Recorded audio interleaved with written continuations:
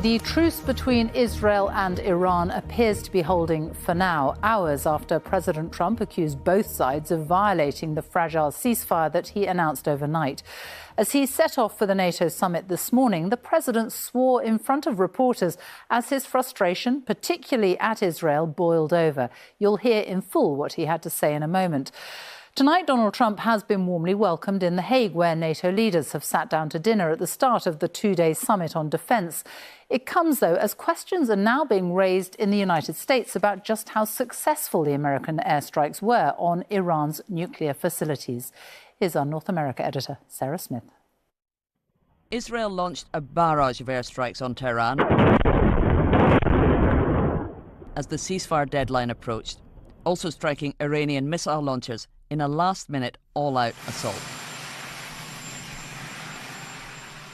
Donald Trump was furious with both Iran and particularly Israel for not respecting the deal. I'm not happy with Israel. You know, when I say, OK, now you have 12 hours, you don't go out in the first hour and just drop everything you have on them. So I'm not happy with them. I'm not happy with Iran either. But I'm really unhappy if Israel's going out this morning because the one rocket that didn't land, that was shot. We often see President Trump exasperated, but never actually swearing like this. You know what? We basically have two countries that have been fighting so long and so hard that they don't know what the fuck they're doing. Do you understand that? Understand that Israel has pushed him too far this time, just when he's on his way to take a victory lap at a NATO summit in The Hague, but only if the truce holds. He posted on social media, Israel, do not drop those bombs. If you do, it's a major violation. Bring your pilots home now. Then from onboard Air Force One, in a call to the Israeli Prime Minister, which the White House described as exceptionally firm and direct, Trump demanded he stick to the ceasefire.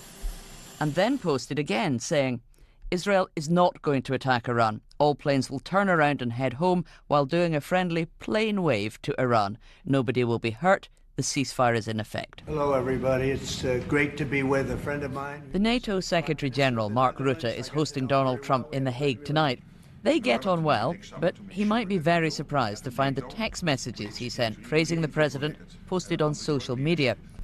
He wrote, Mr. President, dear Donald, congratulations and thank you for your decisive action in Iran. That was truly extraordinary, something no one else dared to do. It makes us all safer. On Air Force One, Mr. Trump is already talking about his desire to agree a ceasefire in Ukraine. You know, I'd like to see a deal with Russia. As you know, Vladimir called me up. He said, can I help you with Iran? I said, no, I don't need help with Iran. I need help with you. Donald Trump loves a grand VIP welcome, arriving at the Royal Palace in The Hague, where he's meeting other NATO leaders, talking to them about spending more on their own defence, about Ukraine, and what he considers to be his crowning achievement in the Middle East. It's being reported here in America tonight that those American airstrikes on Iran might not have done as much damage to their nuclear facilities as Donald Trump claimed when he said they had been completely obliterated. An early Defense Department assessment that's been leaked says that the core components of Iran's nuclear program may not have been destroyed, that the country might only have been set back a few months, and that much of their enriched uranium stockpiles could have been moved to secret sites before the attack. Now, the White House are very angry about that. They've pushed back, saying this is flat wrong. The press secretary said everyone knows what happens when you drop 14 30,000-pound bombs perfectly on their target. Total obliteration, she said. But they're not saying the Defense Department assessment is untrue.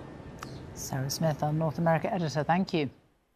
Well, Israel and Iran had launched large-scale attacks at each other overnight. In Iran, targets were hit in the capital, Tehran, and in the northern region of Gilan, where local officials now say at least 16 people were killed. In Israel, the southern city of Beersheba was hit. 4 people were killed in a missile strike on a residential building. From Jerusalem, Lucy Williamson reports.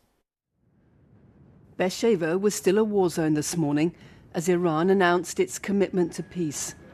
Rescue teams bringing out bodies from an apartment block, hit in a final salvo of missiles, fired minutes before Iran agreed to the truce. One sliced through the walls straight into a bomb shelter, rescuers said, killing several people inside. It's not about how many landed, it's why are missiles still being targeted towards civilian buildings like this? There's meant to be a ceasefire this morning. Well, you know, actions speak volumes, and this speaks for itself. I think Israel need to hit back Iran because Iran kill people. Iran said peace, but there is no peace, no peace.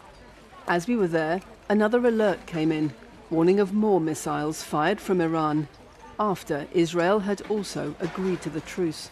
But Israeli planes, on their way to retaliate, were called back home on the orders of Donald Trump. Tonight, Israel's Prime Minister vowed to act against any new nuclear threat. All the actions that our fighters have taken have brought Iran's nuclear program to ruins. And if anyone in Iran tries to revive this project, we will act with the same determination and strength to end any such attempt. I repeat, Iran will not have nuclear weapons. Iran still has the capability to fire missiles at Israel and has warned of a powerful response to any further attacks. The war has shifted power in Israel's favor, but tonight in Tehran, protesters called for their leaders to resist. We must see it through to the end. There's no benefit in stopping now. Just like what happened in Gaza and Lebanon, Israel, America, and Trump himself cannot be trusted at all. Iran will avenge the people you killed, said Suhaila. One day we'll catch you off guard. Be sure of that. In northern Israel today, a souvenir from 12 days of conflict.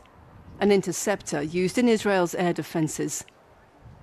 Israel says this short war has made the region safer by weakening Iran as a military threat. But it's weakened the regime as well.